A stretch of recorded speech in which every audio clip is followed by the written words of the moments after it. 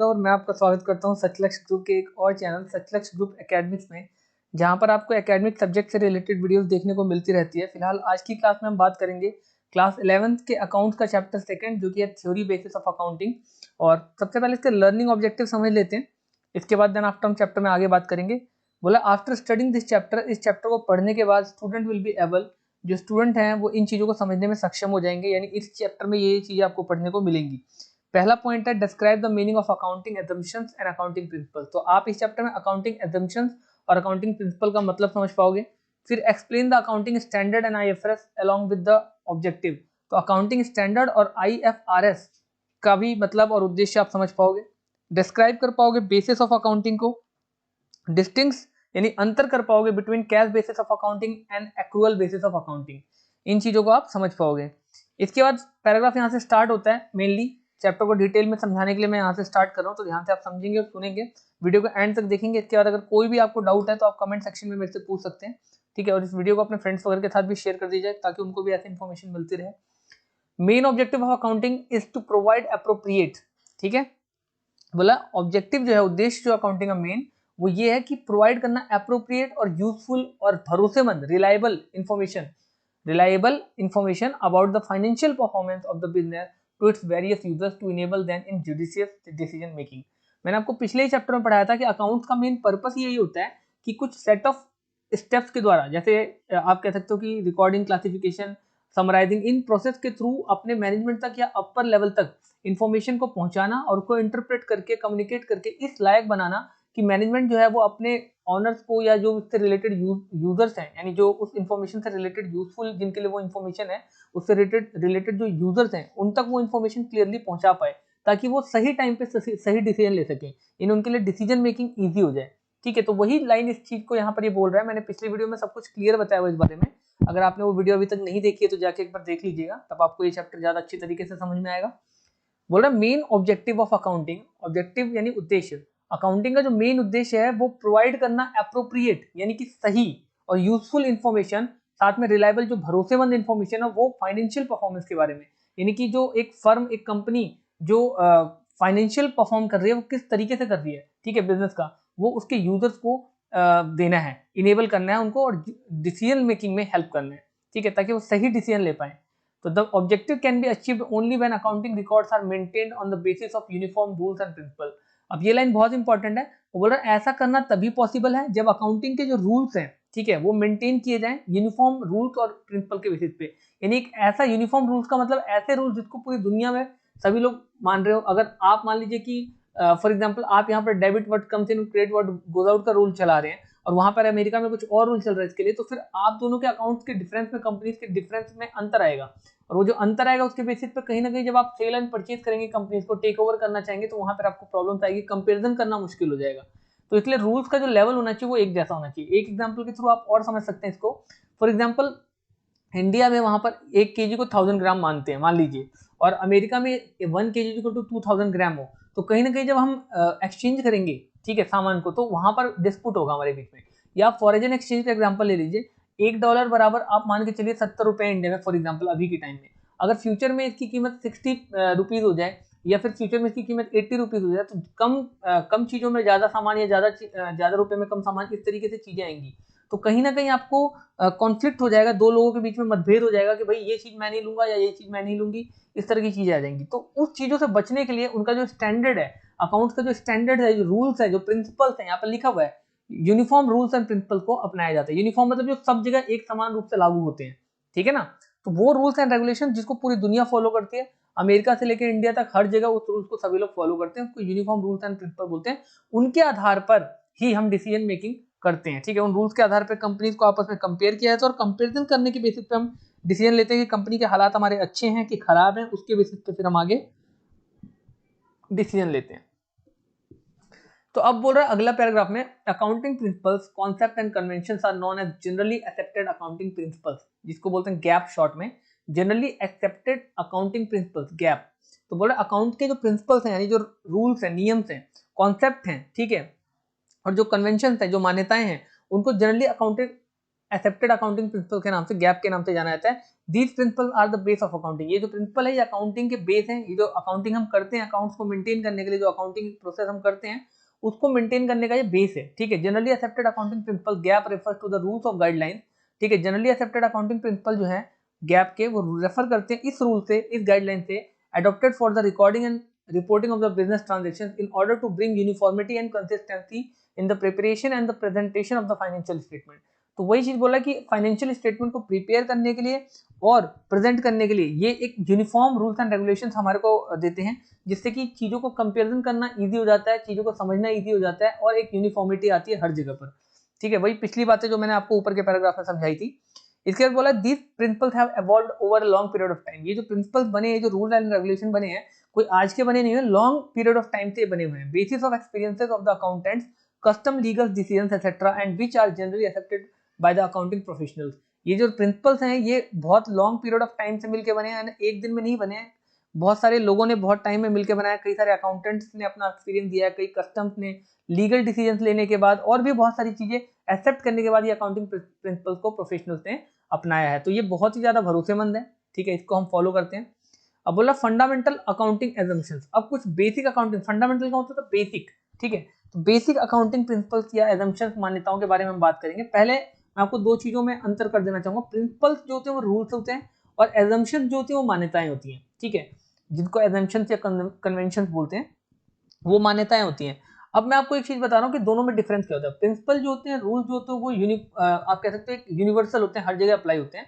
But जो convention होती हैं या एजम्पशंस होते हैं वो मान्यताएं होती हैं। समय दर समय हम जब चीजें देखते हैं कि एक्सपीरियंसेस करते जाते हैं कि हम देख रहे हैं कोई एक पर्टिकुलर काम करने पर हर बार उसका रिजल्ट ऐसा ही आता है, तो हम उसको एक एजम्पशन बना लेते हैं। फॉर एग्जाम्पल एक तरीके से आप कह सकते हो कि आपने ये एजम्पशन मान रखी है कि अगर कोई बच्चा ज्यादा नहीं पढ़ाई करेगा तो उसके फेल हो जाने के चांसेस ज्यादा है। तो ये एक एजम्पशन है, जरूरी नहीं कि ज्यादा पढ़ाई नहीं करेगा तो वो फेल ही हो जाएगा, वो पास भी हो सकता है। डिपेंड करता है वो कितनी पढ़ाई कर रहा है और किस तरीके का पेपर आ रहा है, ठीक है ना। या फिर जैसे हमारी कई मान्यता है, कई लोग बोलते हैं कि भाई काली बिल्ली रास्ता काट जाती है तो फिर अपना कुछ अशुभ हो जाता है।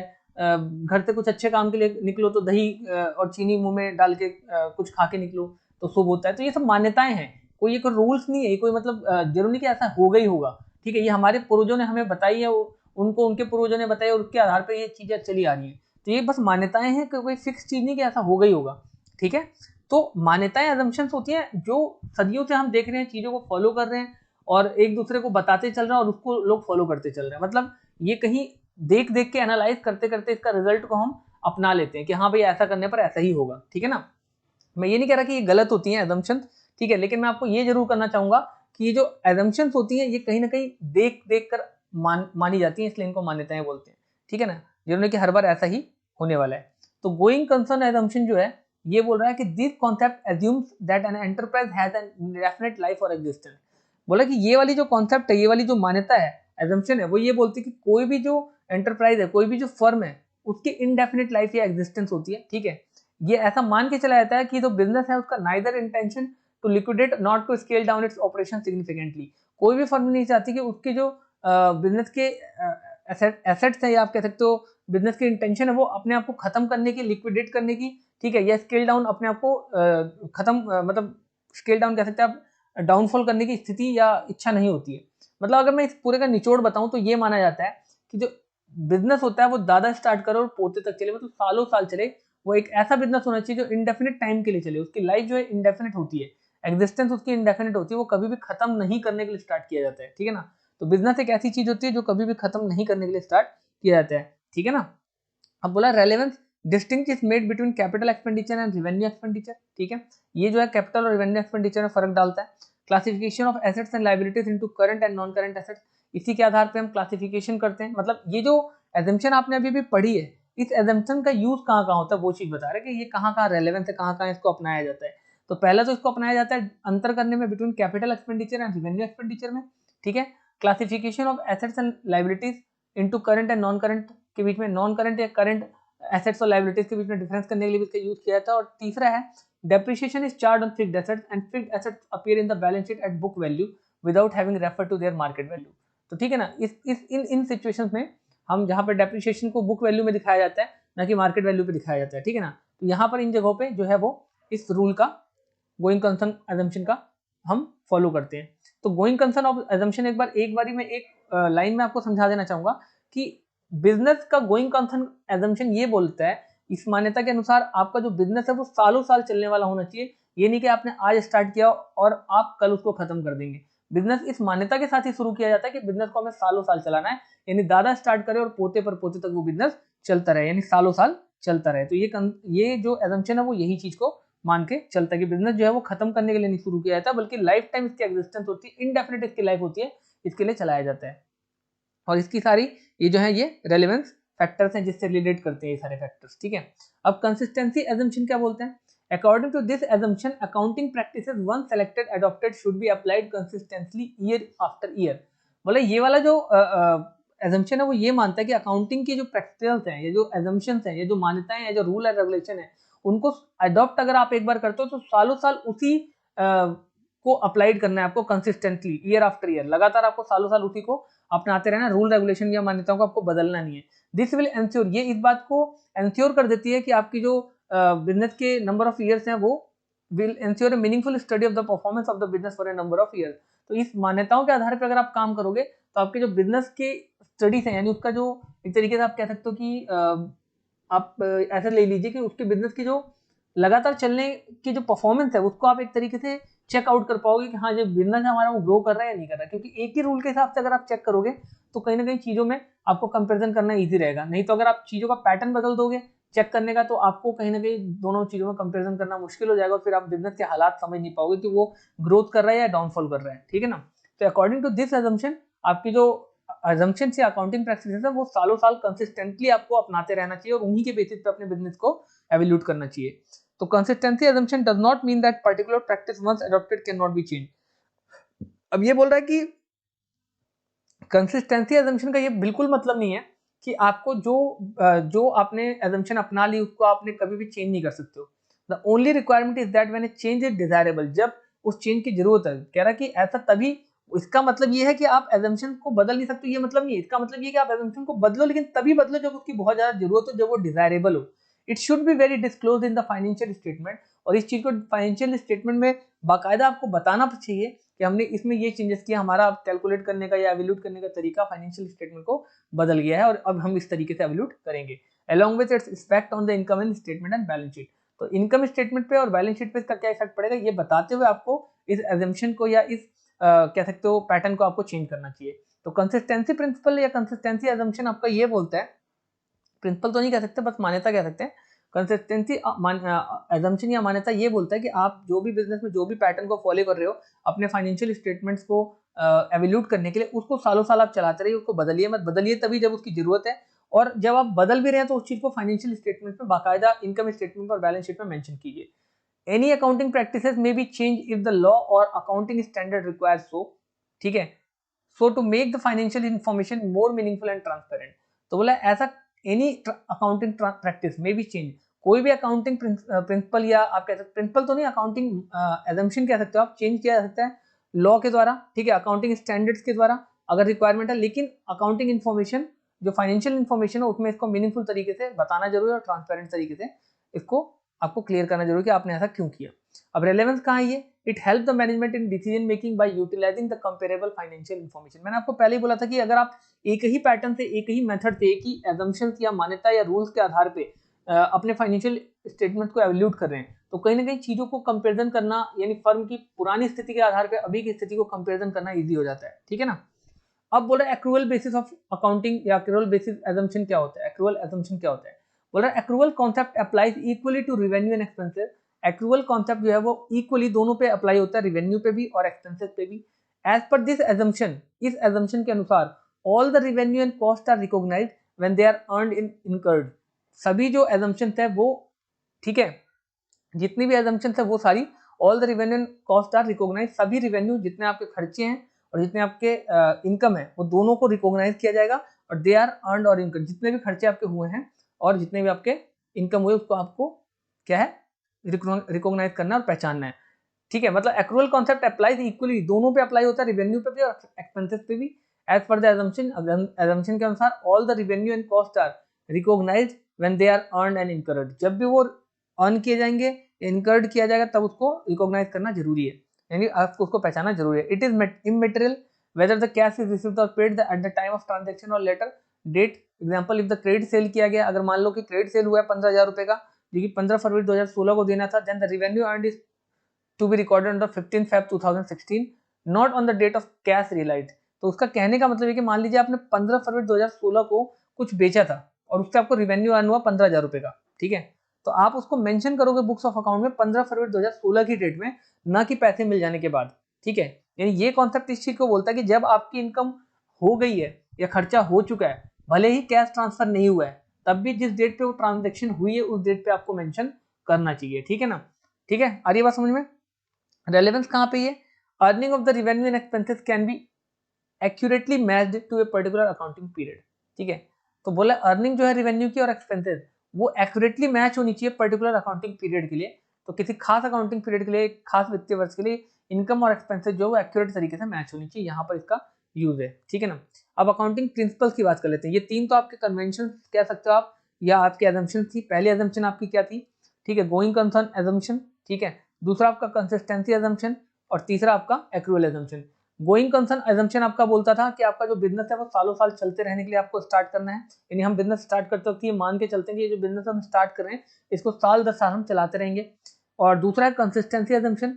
ये एजम्पशन आपका ये मान के चलता है कि आपका जो बिजनेस के रूल्स हैं, जो मान्यताएं आपने मानी है, उनको साल 10 साल आप इसी तरीके से फॉलो करते रहोगे जब तक कि उनको बदलने की जरूरत ना हो। अगर बदलने की जरूरत होती भी है तो आप उसको पूरा प्रॉपर तरीके से मेंशन करोगे अपने इनकम स्टेटमेंट और बैलेंस शीट वगैरह में, और देन आफ्टर आप ट्रांसपेरेंट तरीके से उन चीजों को अपने यूजर्स को बताओगे, जो भी फाइनेंशियल स्टेटमेंट के यूजर्स हैं उन तक ये बात क्लियरली पहुंचनी चाहिए ताकि कंपैरिजन इजी हो जाए।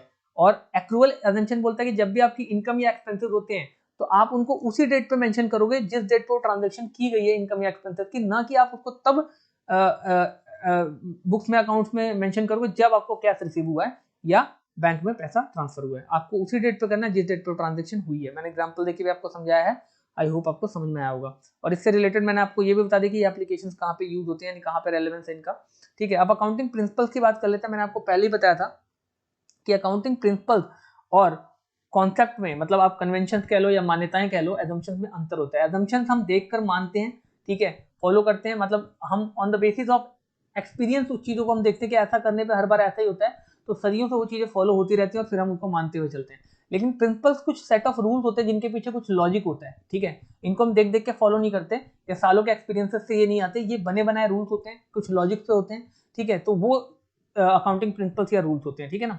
जैसे अगर मैं आपको छोटा सा एग्जांपल दूं तो आपने 10th तक की क्लास में पढ़ा होगा न्यूटन के third law of motion, second law of motion and first law of motion. तो वो जो लॉ थे उनको आप रूल्स या प्रिंसिपल्स कह सकते हो।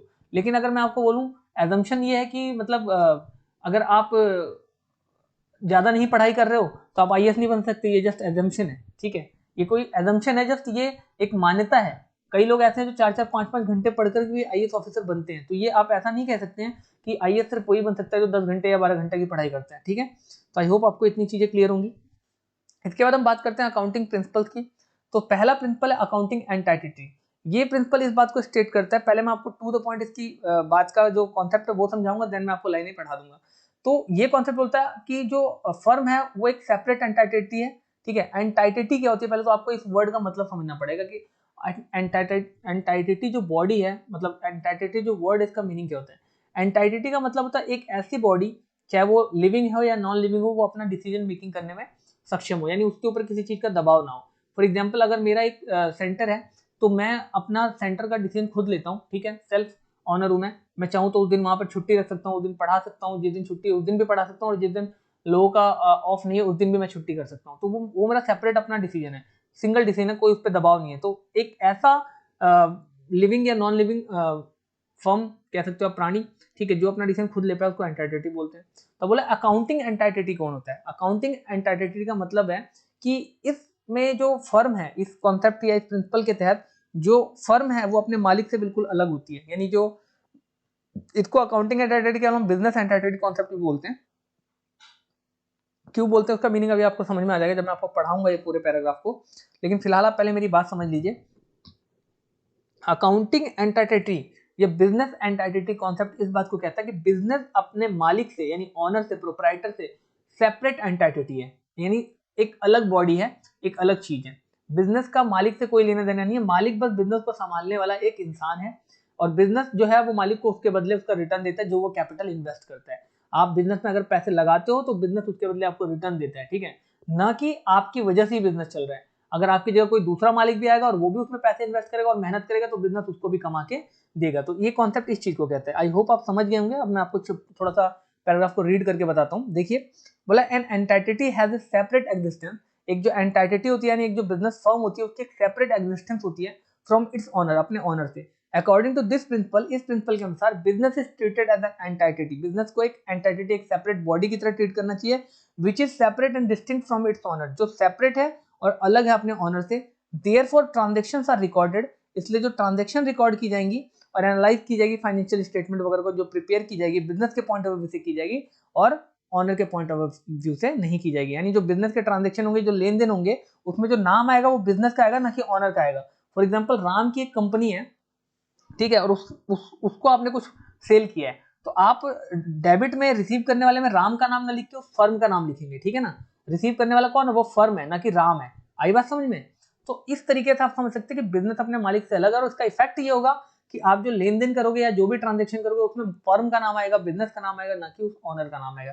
और यही रीजन है कि जब बिजनेस से ऑनर अपने पर्सनल यूज के लिए कुछ निकाल के ले जाता है, ठीक है, बिजनेस से ऑनर जब अपने पर्सनल यूज के लिए कुछ निकाल के ले आता है तो उसको हम बिजनेस के लिए लॉस मानते हैं या ड्रॉइंग मानते हैं, ठीक है, क्योंकि ऑनर जो है वो बिजनेस से सेपरेट है, तो वो अपने पर्सनल यूज के लिए कुछ भी निकाल के नहीं ले जा सकता, और अगर निकाल के ले जाएगा तो वो बिजनेस के लिए लॉस होता है, ठीक है। बैलेंस शीट में उसको कैपिटल में से माइनस करके शो करते हैं। तो आई होप आपको यहाँ तक समझ में आ गया होगा। तो अब बोले तो owner is treated as a creditor, owner को एक क्रेडिटर के तौर पे माना जाता है। इंटरनल लाइबिलिटी है वो, ठीक है, बिजनेस की। क्यों लाइबिलिटी? क्योंकि उसने बिजनेस में कैपिटल इन्वेस्ट किया है, तो जब कैपिटल इन्वेस्ट किया तो बिजनेस का भी फर्ज है कि उसको कमा के कुछ दे। For his investment in this business as if the firm has borrowed from its owner instead of outside parties. तो एक तरीके से फर्म ने अपने ओनर से ही बोरो किया, पैसा उधार लिया है, आउटसाइड पार्टी से नहीं लिया है। Interest on capital is treated as expense like any business expense. तो इंटरेस्ट जो मिलता है कैपिटल पे किसको? ऑनर को, वो एक एक्सपेंस के तौर पे, खर्चे के तौर पे ट्रीट किया जाता है अदर बिजनेस एक्सपेंसेस की तरह। His private expenses are treated as drawing. तो ऑनर जो अपने प्राइवेट एक्सपेंसेस करता है उसको हम ड्राइंग के तौर पे मानते हैं। और landing to the reduction in the capital, बोला ना, कैपिटल में से उसको माइनस करके दिखाते हैं, रिड्यूस करके, रिडक्शन करके दिखाते हैं बैलेंस शीट के अंदर, ठीक है। तो अब तक आपको ये समझ में आ गया होगा बिजनेस जो है वो अपने मालिक से बिल्कुल अलग है, और अगर ऑनर अपने बिजनेस से कुछ भी पर्सनल यूज के लिए निकाल के लेके जाता है, अपने पर्सनल प्राइवेट यूज के लिए, तो हम ड्राइंग में दिखाते हैं, जो कि कैपिटल में से माइनस होकर एक लॉस का रूप ले लेता है, ठीक है। बैलेंस शीट में इसको शो किया जाता है। तो इसलिए आपको ये कॉन्सेप्ट अच्छी तरीके से समझ में आ गया कि अकाउंटिंग एंटाइटी या बिजनेस एंटाइटी कॉन्सेप्ट ये कहता है कि बिजनेस जो है वो अपने मालिक से पूरी तरीके से अलग है, और मालिक कुछ भी बिजनेस से पर्सनल यूज के लिए निकाल के नहीं ले जा सकता, और अगर निकाल के ले जाता है तो फिर वो बिजनेस के लिए लॉस है, ठीक है। यहाँ तक आपको समझ में आ गया। और जो मालिक पैसे लगाता है, कैपिटल इन्वेस्ट करता है बिजनेस में, उसके बदले फर्म यानी जो बिजनेस है वो उसको इंटरेस्ट ऑन कैपिटल कमा के देता है। एक तरीके का वो लाइबिलिटी है, जो ऑनर है वो लाइबिलिटी है फर्म के लिए, और उस लाइबिलिटी के बदले जो है वो हर मंथ या हर एक पर्टिकुलर ड्यूरेशन के बाद जो बिजनेस है वो उसको एक्सपेंसेस के रूप में, खर्चे के रूप में इंटरेस्ट ऑन कैपिटल पे करता है। तो आई होप आपको यहाँ तक समझ में आ गया होगा, ठीक है। इसके बाद बात करते हैं मनी मेजरमेंट प्रिंसिपल की। मनी मेजरमेंट प्रिंसिपल ये बोलता है कि according to this principle only those transactions are measured in the money और can be expressed in terms of money are recorded in the books of account of the enterprise. Non-monetary event like death of any employee, manager, strike, disputes, etc. not recorded at all. Even through these also affect the business operation significantly. तो money measurement principle ये बोलता है भाई कि जो business में आपका जो मनी से रिलेटेड ट्रांजेक्शन है बस उन्हीं को हमारा अकाउंटिंग रिकॉर्ड करेगी, और इसके अलावा किसी भी तरह के फाइनेंशियली जो ट्रांजेक्शन उनके अलावा किसी ट्रांजेक्शन को रिकॉर्ड नहीं करेगी। जैसे किसी पार्टनर की डेथ हो जाती है, या मैनेजर का कुछ एम्प्लॉय का डेथ हो जाता है, स्ट्राइक हो जाती है कंपनी में, डिस्प्यूट हो जाता है किसी के बीच में, दो लोगों के बीच में या दो पार्टीज के बीच में, इन सब चीजों से बिजनेस को कोई मतलब नहीं। हालांकि इन चीजों का भी इफेक्ट पड़ता है बिजनेस पे, लेकिन इनको बिजनेस रिकॉर्ड नहीं करता। बिजनेस केवल मॉनेटरी टर्म्स में जो चीजें होती हैं, ट्रांजेक्शन होती है, उन्हीं को रिकॉर्ड करता है। तो आई होप आपको मनी मेजरमेंट कॉन्सेप्ट को समझ में आ गया कि मनी के रूप में हर चीज को मेजर करना है, ठीक है। मनी के रूप में बिजनेस के हर मूवमेंट को मेजर करना है। मनी मेजरमेंट कॉन्सेप्ट इस चीज को करता है कि मनी के रूप में मेजर करना है। प्रिंसिपल मनी मेजरमेंट प्रिंसिपल बोलता है कि मनी की फॉर्म में हर चीज को मेजर करना चाहिए। बाकी इसके अलावा जो भी चीजें होती है, चाहे वो बिजनेस पे फर्क डाले या ना डाले, उन चीजों को बिजनेस जो है मेजर नहीं करता, नापता नहीं है, ठीक है ना। लिमिटेशन क्या है इसके? ये इग्नोर कर देता है क्वालिटेटिव एस्पेक्ट को, है ना, क्योंकि ह्यूमन रिसोर्स में कई ऐसे मजदूर होते हैं जो हमारे लिए फर्म के लिए एसेट होते हैं, ठीक है। सेटिस्फाइड कस्टमर हमारे लिए एसेट्स है, डिसऑनेस्ट एम्प्लॉयज हमारे लिए लायबिलिटीज हैं, जो डिसऑनेस्ट है, जो ईमानदार नहीं है, हमारे लिए वो लायबिलिटी है, तरीके से हमारे ऊपर बोझ है बिजनेस के ऊपर, उन चीजों को ये काउंट नहीं करता है। तो ये एक बहुत बड़ा नुकसान है फर्म के लिए।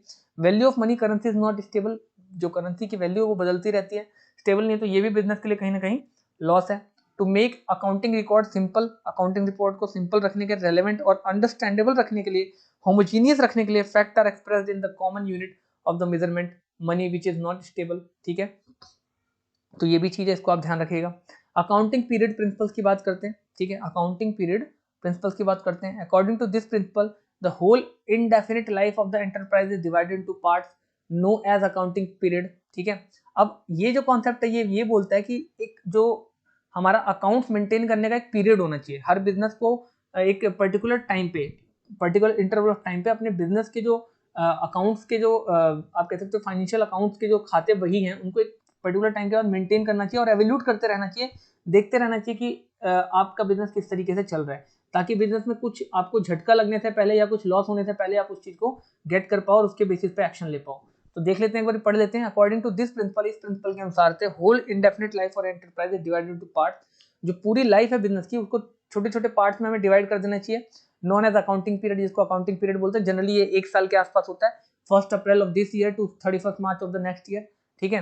According accounting period is defined as interval of time, accounting period को आप इंटरवल ऑफ टाइम के रूप में डिफाइन कर सकते हो, at the end of which, जिसके अंत में प्रॉफिट एंड लॉस जो अकाउंट का है, ठीक है, और बैलेंस शीट जो है वो प्रिपेयर किए जाते हैं हर फाइनेंशियल ईयर के एंड में, आपको पता है ये सब प्रिपेयर किए जाते हैं, so that the performance is measured, ताकि परफॉर्मेंस को मेजर किया जा सके, नापा जा सके, और रेगुलर इंटरवल पे और डिसीजन लेके लिया जा सके अप्रोप्रिएट टाइम पे, सही समय पे। ठीक वही बात जो मैंने आपको बोली थी कि लॉस होने से पहले आप अपने डिसीजन ले पाओ, ठीक है, आपको इन्फॉर्मेशन मिल जाए कि आपका बिजनेस लॉस में जा रहा है और उसके बेसिस पे आप डिसीजन ले पाओ, सही डिसीजन ले पाओ, ताकि आप अपने बिजनेस को बचा सको। Accounting period is usually a period of 1 year, मैंने आपको बताया था 1 April of this year to the second 31 March of the next year accounting period होता है, जिसको हम फाइनेंशियल ईयर भी बोलते हैं। रेलेवेंस क्यों है, कहाँ कहाँ इसका यूज है, बोला this assumption requires showing the allocation of expenses between capital and revenue, ये जो एजम्पशन है ये रिक्वायर करती है, इसको जरूरत पड़ती है एलोकेशन करने की, ठीक है, यानी देखने की, बंटवारा करने की, कहाँ कहाँ एक्सपेंसेस हो रहे हैं between capital and revenue, revenue expenditure कहाँ कहाँ हो रहे हैं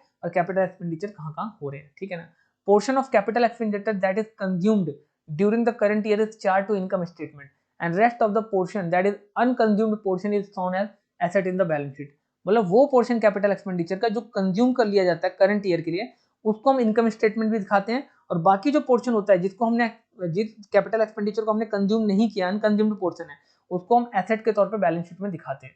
फॉर एग्जांपल कोई मशीनरी है, मशीनरी हमारा एक कैपिटल एक्सपेंडिचर है, तो मशीनरी का जितना हिस्सा हमने इस साल यूज कर लिया है, खर्च कर लिया है, उपयोग कर लिया है, उसको तो हम इस करंट ईयर में दिखाएंगे, जैसे डेप्रिसिएशन को राइट ऑफ करते हैं इस साल के लिए जितना इस साल खर्च हुआ है, और बाकी का जो मशीनरी का हिस्सा बच जाएगा वो हम नेक्स्ट ईयर के लिए एसेट्स के तौर पे दिखाएंगे बैलेंस शीट में मशीनरी की कीमत को, ठीक है ना। As per income tax law, tax और income is calculated on annual basis from 1 April to 31 March, मैंने आपको बताया था फाइनेंशियल ईयर बोलते हैं। उसके बाद बोला timely action for corrective measures can be taken by the management, सही समय पर करेक्ट मेजर लेने पड़ेंगे, करेक्ट एक्शन लेने पड़ेंगे मैनेजमेंट के द्वारा, ठीक है ना। तो इन सब चीजों में ये कौन हेल्प करता है, कौन सा प्रिंसिपल, अकाउंटिंग पीरियड प्रिंसिपल। ये अकाउंटिंग पीरियड प्रिंसिपल बोलता है कि पर्टिकुलर टाइम पीरियड के बाद अकाउंट्स को हमें अपने एवल्यूट करते रहना चाहिए, ठीक है ना। फुल डिस्क्लोजर प्रिंसिपल, नाम से पता चल रहा है कि ये प्रिंसिपल जो है वो कहता है कि अकाउंट इस तरीके से मेंटेन होना चाहिए, फाइनेंशियल स्टेटमेंट इस तरीके से मेंटेन होनी चाहिए कि हर चीज डिस्क्लोज हो जाए, क्लियरली ट्रांसपेरेंट हो, चीजों को समझना आसान हो जाए, कंपेयर करना इजी हो जाए, और कहीं ना कहीं चीजें सब तरीके से जितने भी यूजर्स है फाइनेंशियल स्टेटमेंट्स के उनके सामने डिस्क्लोज हो जाए, ठीक है ना। तो अब पढ़ लेते हैं। अकॉर्डिंग टू दिस प्रिंसिपल, इस प्रिंसिपल के अनुसार अपार्ट फ्रॉम लीगल रिक्वायरमेंट, ठीक है, कानूनी रिक्वायरमेंट के अलावा भी सिग्निफिकेंट तरीके से मटेरियल और इन्फॉर्मेशन जो है इकोनॉमिक अफेयर के, यानी पैसों का जो लेन देन है वो एंटिटी का, यानी बिजनेस का, वो अच्छी तरीके से कंप्लीटली डिस्क्लोज होना चाहिए फाइनेंशियल स्टेटमेंट, और जितने भी उससे रिलेटेड नोट्स वगैरह हैं अकाउंट्स के, वो सब अच्छी तरीके से डिस्क्लोज होनी चाहिए, किसके सामने, उससे रिलेटेड जो यूजर्स हैं उनके सामने। The financial statement should act as means of conveying and not concealing the information. Disclosure of the information will result in better understanding and the parties may be able to take such sound decision on the basis of the information provided. वही चीज बोल रहा है, मैंने आपको बोला था कि इनके अच्छी तरीके से डिस्क्लोज होने से पार्टी जो अच्छी तरीके से डिसीजन ले पाएंगी और सही समय पर बिजनेस को अच्छे डिसीजन लेने की वजह से बिजनेस जो है लॉन्ग टर्म तक चलेगा। एग्जाम्पल के लिए footnote such as contingent liabilities in respect of a claim of very big amount against the business are pending on a court of law change in the method of providing depreciation, market value of the investment. अगर आप depreciation का जो method है वो बदल रहे हैं तो आपको मेंशन करना चाहिए, ठीक है, डिस्क्लोज करना चाहिए कि हाँ मैं डेप्रिसिएशन को कैलकुलेट करने का मेथड बदल रहा हूँ, क्योंकि उसके हिसाब से फिर डेप्रिसिएशन की वैल्यू भी बदलती जाएगी। मार्केट वैल्यू किसी इन्वेस्टमेंट की अगर कुछ अलग है तो आपको मेंशन करनी चाहिए कि आप उसको बुक वैल्यू पे शो कर रहे हो या मार्केट वैल्यू पे शो कर रहे हो। इसके बाद अगला हमारा जो प्रिंसिपल है वो है मटेरियलिटी प्रिंसिपल, ठीक है। Disclosure of all material fact is compulsory, but it does not imply that even those figures which are irrelevant are to be included in the financial statement। बोल रहा है हर चीज को डिस्क्लोज करना, हर चीज के मटेरियल फैक्ट को डिस्क्लोज करना कंपलसरी है, बट इसका मतलब ये नहीं है कि ऐसी फिगर्स को या इररिलेवेंट चीजों को भी फाइनेंशियल स्टेटमेंट के अंदर इंक्लूड किया जाए। According to this principle only those items और information should be disclose that have material effect and relevant to the user. केवल उन्हीं चीजों को डिस्क्लोज करना चाहिए जिनका इफेक्ट जो है वो यूजर्स के ऊपर पड़ेगा। So the item having an insignificant effect और being irrelevant to the users need not to be disclose separately, these may be merge with और अदर आइटम्स। ये जो आइटम्स है ये मर्ज कर देनी चाहिए दूसरे आइटम्स के साथ भी। If the knowledge of any information में अफेक्ट द यूजर्स डिसीजन, अगर किसी भी चीज का जो नॉलेज है, ठीक है, वो इन्फॉर्मेशन का इफेक्ट करता है यूजर को, तो ये जो चीज है वो मटेरियल के तौर पे टर्म की जाएगी और जो भी मटेरियल है उसको अच्छी तरीके से डिस्क्लोज करना जरूरी है। तो हमें उन्हीं चीजों को सिर्फ डिस्क्लोज करना है जिसका इफेक्ट यूजर्स के ऊपर पड़ेगा, फालतू की चीजों को मेंशन नहीं करना है, ठीक है ना। It should be noted that an item material for an enterprise may not be material for another enterprise. एक आइटम मटेरियल किसी एक फर्म के लिए हो सकता है जरूरी, बट दूसरे के लिए ना हो। एग्जाम्पल के लिए एक आइटम ऑफ एक्सपेंसेस 50,000 का हो गया है, इमटेरियल है for an enterprise having turnover of ₹100 crore. अगर 100 करोड़ की आपका टर्नओवर है किसी फर्म का, तो उसके लिए 50,000 का जो अमाउंट है वो कोई भी मटेरियल नहीं है, इमटेरियल मटेरियल है, तो इसको मेंशन करना कोई जरूरी नहीं है, ठीक है ना। प्रूडेंस प्रिंसिपल की बात कर लेते हैं। According to this principle, profit and anticipation should not be recorded, but loss in the anticipation should must immediately be recorded। ये मेरा फेवरेट है, ये प्रिंसिपल जो है वो मेरा फेवरेट है। अब देखिएगा क्यों फेवरेट है, आपको अभी समझ में आ जाएगा। एक अच्छे बिजनेसमैन के लिए ये प्रिंसिपल को हमेशा ध्यान रखना बहुत जरूरी है। इस प्रिंसिपल के तहत वो बोल रहा है कि अगर आपको प्रॉफिट होने की संभावना है तो आप उसको तब तक रिकॉर्ड मत करो जब तक कि आपको वो प्रॉफिट होना जाए, आपके हाथ में पैसे आ ना जाए। लेकिन अगर आपको लॉस होने की संभावना है तो आप इमीडिएटली उसको अपने अकाउंट्स में रिकॉर्ड कर लो और उसके लिए प्रोविजन बना के रख लो, व्यवस्था कर लो कि ये लॉस मेरे को होने वाला है, ठीक है। तो देखिए पढ़ लेते हैं। According to this principle profit in the anticipation, profit in anticipation should not be recorded. अगर प्रॉफिट होने की संभावना है तो उसको रिकॉर्ड मत कीजिए, but loss in the anticipation should immediately be recorded. But loss होने की अगर संभावना है तो उसको तुरंत रिकॉर्ड कीजिए और उसकी व्यवस्था कर लीजिए। The objective of this principle is not on the overstate of the profit of the enterprise in any case. वो ये नहीं कह रहा कि इसका उद्देश्य ये नहीं कि जो आपका प्रॉफिट हो रहा है उसको अंडर एस्टिमेट करना है या फिर उसको नहीं दिखाना है एंटरप्राइज के लिए। When different equally accepted alternative methods are available, the method which having least favorable immediate effect on the profit should be adopted। तो बोला अगर कभी दो ऐसी सिचुएशन है जिसमें एक में आपको ज्यादा प्रॉफिट हो रहा है दूसरे में कम हो रहा है, तो आपको वो मेथड अडॉप्ट करना चाहिए जिसमें आपको कम मेथड हो रहा है। आपको ये मान के चलना चाहिए कि आपको कम से कम प्रॉफिट ही होगा, ठीक है ना। अगर संभावनाएं दो चीजों की हैं तो आपको वो संभावना को मान के चलना चाहिए जिसमें आपको प्रॉफिट होने के चांसेस कम है, ठीक है। क्योंकि आपको देखिए इसके पीछे एक लॉजिक भी है। लॉजिक ये मैंने आपको बताया ना, जितने भी प्रिंसिपल्स हैं उनके पीछे लॉजिक है। लॉजिक ये है कि मान लीजिए अगर आपको प्रॉफिट हो रहा है तो फिर तो कोई प्रॉब्लम वाली बात ही नहीं है, लेकिन अगर आपको लॉस हो रहा है, ठीक है, तो उसमें आपको कहीं ना कहीं अपनी व्यवस्था करनी पड़ेगी, नहीं तो आपको फिर लॉस होने से झटका लगेगा। आ रही बात समझ में। तो वैल्यूएशन ऑफ स्टॉक कॉस्ट और realise values which is lower, तो आपको जो स्टॉक की वैल्यूज है वो रियलाइज करनी पड़ेगी, ठीक है। जो भी लोअर वैल्यू स्टॉक की वो आपको मान के चलनी पड़ेगी। प्रोविजन ऑफ डाउटफुल डेप्ट and provision for discount on debtors is made, ये पहले से आपको बना लेना चाहिए, क्योंकि डाउटफुल डेप्ट यानी जिनका आपको उम्मीद है कि ये पैसे आपको नहीं मिलने वाले हैं, उन डेप्ट को बना लेना चाहिए कर्जों को अपने लिए। और provision for discount on the debtors is made, debtors के लिए भी डिस्काउंट की व्यवस्था कर लेनी चाहिए, ठीक है। जो क्योंकि वो आपसे फिर खरीदेंगे नहीं, अगर और लोग आपको डिस्काउंट दे रहे हैं, मतलब आपके फर्म के टक्कर में, आपके कंपटीशन में जो फर्म है वो आपको डिस्काउंट दे रही है और आपकी फर्म नहीं दे रही है, तो कोई भी आपसे पैसे नहीं लेगा। आ रही है बात, मतलब कोई भी आपसे सामान नहीं लेगा तो आपका लॉस होगा, तो उसके लिए भी आपको प्रोविजन बना के चलना कि भाई इतना डिस्काउंट तो कस्टमर्स को देना ही है, ठीक है। जैसे दिवाली दशहरे पे फेस्टिवल्स आते हैं तो आपने देखा होगा शॉप ऑनर्स या फिर कंपनी के ऑनर्स आप लोगों को अलग अलग चीज़ों पे, स्कूटर्स पे, बाइक्स पे और भी चीज़ों पे, फ्रिज, टीवी वगैरह पे, इलेक्ट्रिकल्स आइटम पे भी डिस्काउंट देते हैं। कॉस्ट प्रिंसिपल की बात कर लेते हैं, ठीक है। कॉस्ट प्रिंसिपल बोलता है according to this principle an asset is recorded in the books of account at its original cost comprises of the cost of acquisition and all the expenditure include for the making the assets ready to use. बोल रहा है cost principal बोल रहा है कि जिस rate में आपको कोई चीज मिली है, आपको बुक्स ऑफ अकाउंट में वही रेट कॉस्ट आपको उसका शो करना, ओरिजिनल बुक वैल्यू शो करनी है आपकी, जिस वैल्यू पे वो आपको मिली है। अगर आपको उसको लाने में कुछ अलग से खर्चा हुआ है, एक्सपेंडिचर एक्स्ट्रा हुए एक्विजिशन करने में, उसको एक्वायर करने में कुछ एक्स्ट्रा एक्सपेंसेस हुए, तो वो भी आप उसमें इंक्लूड करोगे, ठीक है। लेकिन आपको मेंशन उसी प्राइस पे करना है, ना कि आपको उसको मार्केट वैल्यू पे करना है। फॉर एग्जांपल अगर आपको एक मशीनरी की बात करूं, एग्जांपल के एक मशीनरी है, आपको आपने 1.5 लाख की परचेज की थी और 20,000 उस पर आपने स्पेंड किया था इंस्टॉलेशन पे मशीनरी को, तो वो 1,70,000 की आपको पड़ गई, तो आपको अकाउंट में उसको 1,70,000 का ही शो करना है, भले ही उसकी मार्केट वैल्यू 2 लाख रुपए की हो। आ रही बात समझ में? चाहे उसकी मार्केट वैल्यू 2 लाख रुपए की हो, लेकिन आपको उसको 1,70,000 रुपए का ही शो करना है। Is that clear? ठीक है, तो आई होप आपको समझ में आ गया होगा। और अब चलते हैं मैचिंग प्रिंसिपल में। मैचिंग प्रिंसिपल आपका 8वां प्रिंसिपल है अकाउंट्स का। बोल रहा है according to this principle all expenses incurred by any enterprise during an accounting period are matched with the revenue recognized during the same period।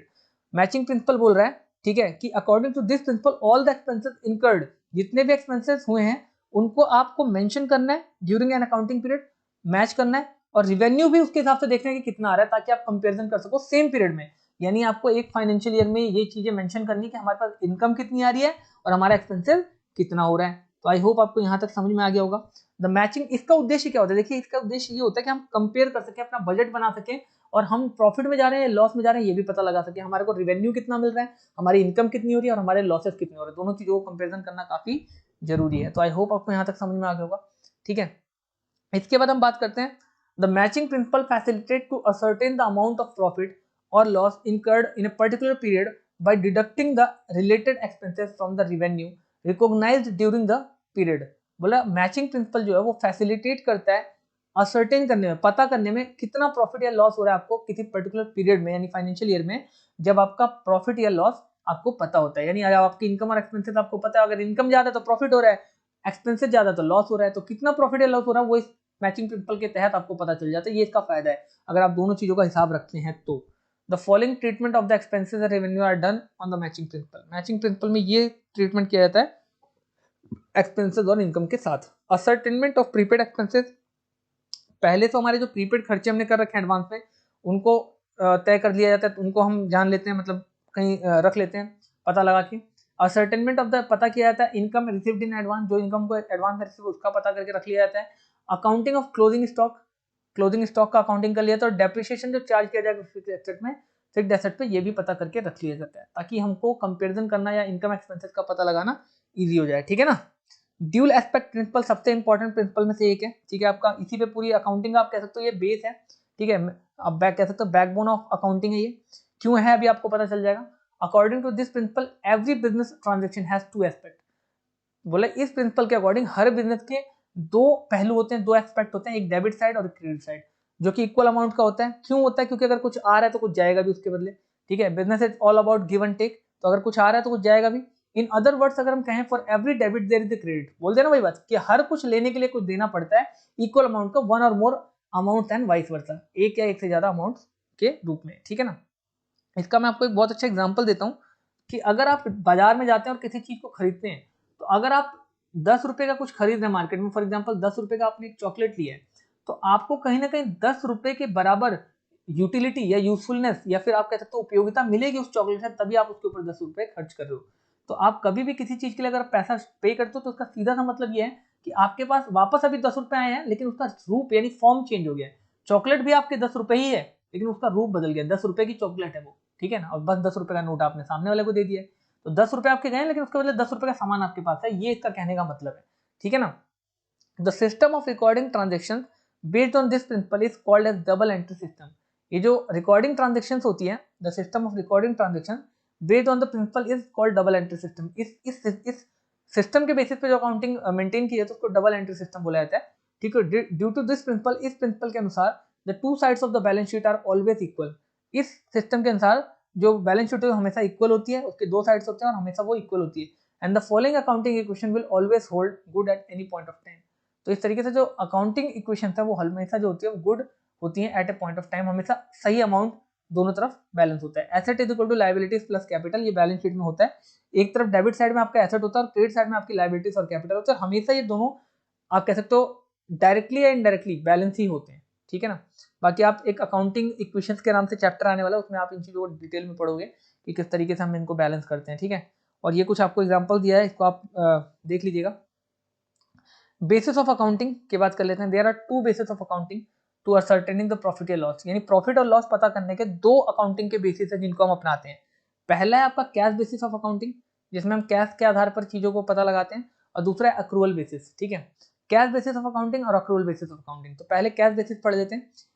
Cash basis of accounting करता है, under this system of accounting transactions are recorded in the books of accounts only on the receipt payment of cash. जब हमें पैसा आता है या हमारे पास से पैसा जाता है तभी हम बुक्स ऑफ अकाउंट में इसको रिकॉर्ड करते हैं।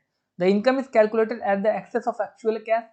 इनकम जो है वो इस बेसिस पे चेक की जाती है कि हमारे पास जितना कैश आया, रिसिप्ट जितनी आई है सेल करने से गुड्स की या सर्विसेज की या प्रॉपर्टी की, ठीक है, या पेमेंट करने से जो हमारे पास से कैश गया है, ठीक है ना, उसके बेसिस पे हम देखते हैं कि हमारी क्या इनकम या एक्सपेंसेस हुए और क्या प्रॉफिट या लॉस है। अगर इनकम ज्यादा है तो प्रॉफिट होगा और अगर एक्सपेंसेस ज्यादा है तो लॉस होगा।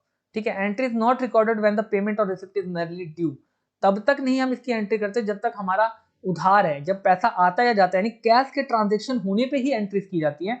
इस मेथड में हम इस बेसिस पे काम करते हैं। तो entry is not recorded when a payment और receipt is merely due, that is accounting outstanding expenses accrued income are not treated. तो इसमें आउटस्टैंडिंग यानी बकाया या अक्रूड इनकम को हम शामिल नहीं करते। अब थोड़ा सा एक बार आप समझ लीजिए कि अक्रूड इनकम क्या होती है। अक्रूड इनकम एक ऐसी इनकम होती है, ठीक है, जिसको आपने कमा तो लिया होता है लेकिन वो आपको अभी तक मिली नहीं होती है। फॉर एग्जाम्पल, आपने मान लीजिए कहीं पे जॉब की, पूरे महीने आपने काम किया और अभी तक आपको सैलरी नहीं मिली, महीने के एंड में मिलती है ना सैलरी। तो आपने 29-30 दिन तक काम किया, ठीक है, 29 और 30 डेज तक आपने काम किया और अभी तक आपको इनकम नहीं मिली। 31st डे को जाकर आपको मिलेगी। कई लोग तो 10 दिन की रोक के भी चलते हैं प्राइवेट कंपनीज में। तो 10 डेज के बाद जब आपको मिलेगी तो तब जाके वो आपकी इनकम कहलाएगी। उससे पहले जब तक आपने उसको लिए काम किया है, वो इनकम आप डेली जा रहे हो, काम कर रहे हो, पर डे की आपके कुछ इनकम बन रही है, तो वो आपके लिए इनकम अक्रूड इनकम है। आपने कमा तो लिया, उस दिन का काम तो आपने कर लिया है, लेकिन वो पैसे अभी तक आपके पास आए नहीं है। तो ऐसी इनकम जो आपने कमा तो ली हो, आपके पास आई ना हो, तो वो अक्रूड इनकम कहलाती है। ठीक है ना। तो अक्रूड इनकम वगैरह कोई आउटस्टैंडिंग इनकम को, एक्सपेंसेस को, हम जो बकाया खर्चे हैं उनको हम मेंशन नहीं करते। इसमें सिर्फ कैश बेसिस जो अकाउंटिंग होती है उसको मेंशन करते हैं। This method is contrary to the matching principle. ये मैचिंग प्रिंसिपल का जो है कॉन्ट्ररी है। ठीक है ना। अक्रूवल बेसिस में क्या होती है ऑन द अदर हैंड, ठीक है, उसके अपोजिट, इसमें तो जो ट्रांजेक्शन होती है उसके साथ ही हम एंट्री कर देते हैं। Under this system of accounting revenue expenses are recorded when they are recognised, that is income is recorded as income when it is accrued when transaction takes place. बोला ना, जब भी ट्रांजेक्शन हो जाता है तभी हम इसकी एंट्री कर देते हैं बुक्स ऑफ अकाउंट में, irrespective of the fact whether cash is received और नॉट। इस चीज को हम नहीं देखते, नोट नहीं करते कि कैश आया है कि नहीं आया। Similarly expenses are recorded when they are incurred or become due and not when the cash is paid or them। तो हम ये नहीं देखते कि इनकम आई है, ठीक है, कि नहीं आई है, एक्सपेंसेस हुए हैं कि नहीं हुए, बस मतलब पैसा गया है कि नहीं गया या पैसा आया कि नहीं आया, इस चीज को देखते हो। खर्चा हुआ है कि नहीं हुआ है, वह ट्रांजेक्शन के टेक्स प्लेस करते, ट्रांजेक्शन के होते के साथ ही, लेन देन होते के साथ ही, चाहे उधार में ही हो, होते के साथ ही हम इसको एंट्री कर देते हैं। Under this system expenses such as outstanding expenses, prepaid expenses, accrued income, received in advance, इन सबको हम आइडेंटिफाई करते हैं और अकाउंट्स में इसको मेंशन करते हैं। Under the companies amendment act 2013, companies का अमेंडमेंट एक्ट 2013 में आया था। इसके तहत all companies are required to maintain their accounts. इसके तहत सभी कंपनीज को अपना अकाउंट मेंटेन करना जरूरी है according to the accrual basis of accounting. Accrual basis of accounting के तहत मेंटेन करना जरूरी है। पैसा आपके पास आए ना आए, आपने अगर ट्रांजेक्शन की है, सेल की है, तो आपको मेंशन करना अकाउंट में जरूरी है। अब ये दोनों में डिफरेंस है। वैसे तो मैंने बहुत अच्छी तरीके से आपको समझा दिया है, बट आई होप एक बार आपको और थोड़ा सा कुछ चीजों के बेसिस पे, कुछ पॉइंट के बेसिस पे आपको क्लियर कर देता हूँ। दोनों में डिफरेंस है, ये अक्रूवल बेसिस ऑफ अकाउंटिंग है, ये कैश बेसिस है। तो पहले देखिए बेसिस का लेवल क्या है, क्यों, किस आधार पे बेसिस किया गया। रिकॉर्डिंग ऑफ ट्रांजेक्शन, ट्रांजेक्शन के बेसिस में, इसमें कैश और क्रेडिट दोनों में किया जाता है। अक्रूवल बेसिस में, इसमें सिर्फ कैश बेसिस पे किया जाता है, कैश बेसिस के अंदर, ठीक है ना, एंट्री। और प्रॉफिट और लॉस, इसमें profit and loss ascertain correctly due to complete recorded transaction. इसमें प्रॉफिट या लॉस का पता लगाना आसान है क्योंकि हम एंट्री होते के साथ ही, मतलब सेल या परचेज होते के साथ ही एंट्री कर लेते हैं, तो कंपेयर करना इजी हो जाता है, प्रॉफिट लॉस पता लगाना इजी होता है। इसमें कैश जब तक आएगा नहीं तब तक आप रिकॉर्ड नहीं करोगे, और रिकॉर्ड नहीं करोगे उसको अकाउंट्स में, तो फिर पता लगाना मुश्किल है, ठीक है ना। Distinct between capital revenue and capital and revenue, the method makes this method makes a distinct between capital and revenue item. ये कैपिटल और रेवेन्यू आइटम्स के बीच में डिफरेंस क्रिएट करता है, ये नहीं करता है, ठीक है ना। The method does not make distinct between capital and revenue item. Legal position, this basis is recognised under the companies act. ये एक तरीके से लीगल सबूत के रूप में आप यूज कर सकते हो क्योंकि कंपनीज एक्ट में शामिल किया गया है। ये जो होता है इसको कंपनीज एक्ट में शामिल नहीं किया गया है। अकाउंटिंग स्टैंडर्ड की बात कर लेते हैं। कॉन्सेप्ट एंड ऑब्जेक्टिव्स की, ठीक है। द अकाउंटिंग प्रिंसिपल और गैप यानी जनरली एक्सेप्टेड अकाउंटिंग प्रिंसिपल जिसकी फुल फॉर्म है gap is the form of concept and conventions have been developed to bring comparatively and uniformity in the financial statement। ये मैंने आपको ऊपर भी पहले पढ़ाया था कि ये जो प्रिंसिपल्स बने हुए हैं, assumptions और कह सकते हो आप कन्वेंशन बनी हुई है, बनी इसलिए है कि पूरी दुनिया में जो अकाउंट्स का रूल एंड रेगुलेशन वो एक ही हो, तो उनका आपस में कंपेरिजन करना ईजी हो जाए और डिसीजन मेकिंग लेना ईजी हो जाए। बट द गैप यानी generally accepted accounting principles also allow a large number of alternative treatment for the same item. Different organisations में अडॉप्ट डिफरेंट अकाउंटिंग पॉलिसीज, अलग अलग जो फर्म है वो अलग अलग अकाउंटिंग पॉलिसीज को मानती है, same policy for the same transaction, एक ही ट्रांजेक्शन के लिए अलग अलग पॉलिसीज रखती हैं। और एन ऑर्गेनाइजेशन में follow different accounting policies for the same item, एक ही आइटम के लिए दो डिफरेंट फर्म जो है अलग अलग पॉलिसीज रख सकती हैं, ठीक है, अकाउंटिंग पीरियड के लिए, डिफरेंट अकाउंटिंग पीरियड के लिए। As the result the financial statement become inconsistent and incomparable. इसका रिजल्ट क्या होता था कि जो स्टेटमेंट होती थी वो इनकंसिस्टेंट और इनकम्पेरेबल हो जाती थी। So it was felt that certain minimum standard should be universally applicable. तो इसलिए ये पहले प्रॉब्लम्स आती थी, इसलिए ये फील किया गया। देखिए, आवश्यकता आविष्कार की जननी होती है, जब किसी चीज की आवश्यकता होती है तभी इंसान उस चीज की खोज करता है या डिस्कवरी करता है।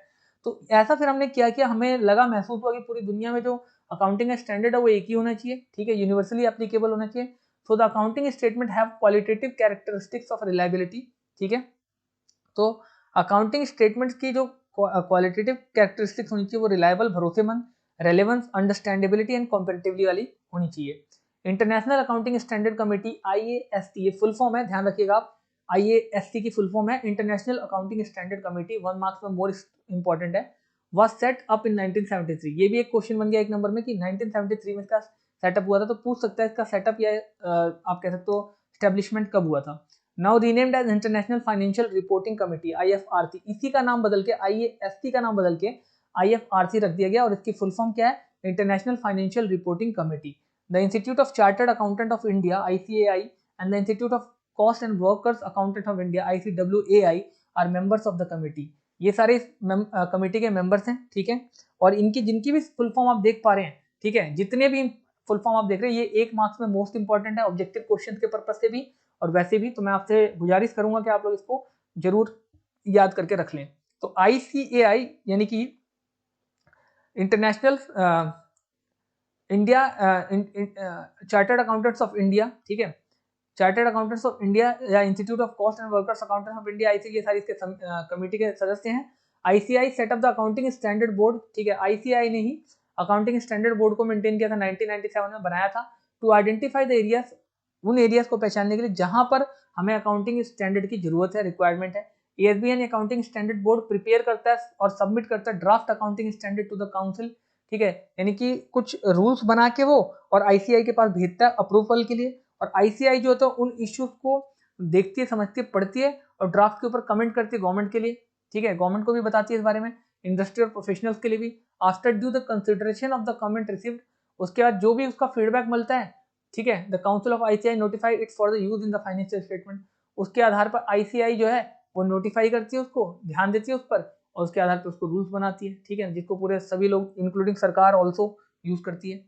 Concept of accounting standard, accounting standard are written statements, accounting standards की डेफिनेशन बोल रहा है, एक तरीके से मीनिंग समझा रहा है कि accounting standard are written statement issued from time to time by institution of accounting of professionals, ठीक है, specifying uniform rules of practices for drawing the financial statement। तो अकाउंटिंग स्टेटमेंट कुछ और नहीं होते, रिटन स्टेटमेंट है, ठीक है, अकाउंटिंग स्टैंडर्ड रिटन स्टेटमेंट है, इसको इशू किया जाता है टाइम टू टाइम उन इंस्टीट्यूशंस के द्वारा जो ऊपर आपने भी पढ़ा, जैसे ICAI हो गया, अकाउंटिंग स्टैंडर्ड बोर्ड हो गया, जो कि प्रोफेशनल्स के लिए और किसी फर्म के लिए रूल्स बनाते हैं, यूनिफॉर्म रूल जो सभी के लिए समान होते हैं, ताकि उसके आधार पर सभी एक बेसिस ऑफ अकाउंटिंग को फॉलो करें और आपस में कंपैरिजन करना इजी हो जाए और चीजों को समझना आसान हो जाए, ठीक है। ऑब्जेक्टिव ऑफ अकाउंटिंग स्टैंडर्ड, क्या ऑब्जेक्टिव है, क्या उद्देश्य अकाउंटिंग स्टैंडर्ड बोर्ड के, ठीक है। Accounting standard are required to bring uniformity in the accounting practices and policies by proposing standard treatment in the preparation of the financial statement to improve reliability of the financial statement, financial statement के भरोसे को बढ़ाने के लिए, ठीक है, उन पे फाइनेंशियल स्टेटमेंट जो उनका भरोसा बढ़ाने के लिए कि उन पे भरोसा किया जा सके। Accounts prepared by using accounting standard are reliable for various users, जो अकाउंटिंग स्टैंडर्ड के को फॉलो करते हुए जो अकाउंटिंग स्टैंडर्ड बनाए गए उनको फॉलो करते हुए जो फाइनेंशियल स्टेटमेंट बनाए जाते हैं वो ज़्यादा भरोसेमंद होते हैं, because this standard create a sense of confidence among the users. In standards को फॉलो करने के बाद जो यूजर्स होते हैं इनको वो इस पर भरोसा ज़्यादा दिखाते हैं, तो चीज़ें जो हो जाती हैं वो भरोसेमंद ज़्यादा हो जाती है, रिलायबल हो जाती हैं। टू प्रिवेंट फ्रॉड से बचने के लिए, मैनिपुलेशन से बचने के लिए, कोडिफाइंग और अकाउंटिंग मेथड के प्रैक्टिसेस से बचने के लिए, यानी जो इसमें झोलमाल किया जाता है, ठीक है, जो चीज़ें गलत तरीके से मैनिपुलेट करके अकाउंट्स को मेंटेन करके दे दिया जाता है टैक्सेस वगैरह को बचाने के लिए, उन सारी चीज़ों से बचाने के लिए हेल्प करने के लिए ऑडिटर्स को, यानी कि जो सीए वगैरह होते हैं, सीएस आईसीडब्ल्यू वगैरह, इनको इनके स्टैंडर्ड को फॉलो करते हुए ये अकाउंट की प्रैक्टिसेस करते हैं, तो इससे जो होता है ऑडिटर्स को हेल्प मिल जाती है। ऑडिट की बुक्स के आधार पे जो रूल्स होते हैं उनको फॉलो करते हुए इनको अकाउंट्स को मेंटेन करना होता है, तो उनको पता होता है, सेट ऑफ पैटर्न होता है इनके पास, इनको पता होता है किस तरीके से मेंटेन करना है, ठीक है। तो आई होप आपको यहाँ तक समझ में आ गया होगा। इसके बाद अब आ गया IFRS, international financial reporting standard. ये जो है टर्म है, the term refers to the financial standard issued by the international accounting standard board, ठीक है। ये जो टर्म है वो रेफर करती है फाइनेंशियल स्टैंडर्ड, ठीक है, issued by the international accounting standard Board IASB. It is the process of improving the financial reporting internationally to help participants in the various capital market of the world and other users, ठीक है। पूरी दुनिया में accounting standard board को maintain करने का काम, मतलब आईएएसबी अकाउंटिंग स्टैंडर्ड बोर्ड तो भारत में अकाउंटिंग के स्टैंडर्ड बोर्ड को मेंटेन करती है, ये पूरी दुनिया में अकाउंटिंग के बोर्ड्स को स्टैंडर्ड मेंटेन करती है। आईएफआरएस बेस्ड फाइनेंशियल स्टेटमेंट, अब आईएफआरएस के द्वारा फाइनेंशियल स्टेटमेंट जो बेस्ड हैं वो कौन कौन सी है? Following financial statements are produced under IFRS, ये फाइनेंशियल स्टेटमेंट बनाई जाती है आईएफआरएस के अंतर्गत। पहला क्या है? एसेट, दूसरी लायबिलिटीज, ठीक है, the statement of financial position, financial position के लिए ये statement, the element of statement are asset, liability, equity, ठीक है। तो फाइनेंशियल पोजीशन के लिए जो स्टेटमेंट की जरूरत पड़ती है उनके लिए, है ना, तो एसेट, लायबिलिटी और इक्विटी जिसके अंदर शामिल है। कॉम्प्रिहेंसिव इनकम स्टेटमेंट, ठीक है, जिसमें रिवेन्यू और एक्सपेंसेस शामिल होते हैं, ठीक है, और statement of changes in the equity, statement of cash flow, notes and significant, ये सारी चीजें इसके अंदर शामिल होती हैं, ठीक है। और main difference between IFRS and IS, Indian accounting standard, इन दोनों में मेन डिफरेंस क्या है, काफी इंपॉर्टेंट है, एक नंबर में। IFRS principle based while IS are rule based, IFRS जो प्रिंसिपल बेस्ड होते हैं, जबकि आईएस अकाउंटिंग स्टैंडर्ड, ठीक है, बोर्ड है, ठीक है, ये accounting standard, Indian accounting standard जो है वो रूल बेस्ड है, इनमें रूल लागू होते हैं और इनमें प्रिंसिपल लागू होते हैं। देखिए दोनों में अंतर होता है, प्रिंसिपल जो बनाए जाते हैं, रूल्स भी बनाए जाते हैं, बट रूल्स जो होते हैं वो कुछ लॉजिक्स के बेसिस पे होते हैं, ठीक है, और प्रिंसिपल जो होते हैं वो कुछ एक्सपीरियंसेस के बेसिस पे होते हैं। IFRS are based on the fair value while IS are based on the historical cost. IFRS जो होता है वो बेस्ड होता है फेयर वैल्यू के ऊपर, ठीक है, जबकि आईएस जो होता है वो बेस्ड होता है हिस्टोरिकल कॉस्ट के ऊपर। तो आई होप आपको ये चैप्टर काफी अच्छी तरीके से मैंने समझाने की कोशिश की है। अगर फिर भी कुछ कमी रह गई हो तो उसके लिए क्षमा करें और कमेंट सेक्शन में बताएं ताकि मैं उस दुविधा को भी दूर करने की कोशिश करूं। और अगर आप चैनल पे नए हैं तो सब्सक्राइब जरूर कर लें और मिलते हैं नेक्स्ट वीडियो में। Till then take care, have a good day, bye.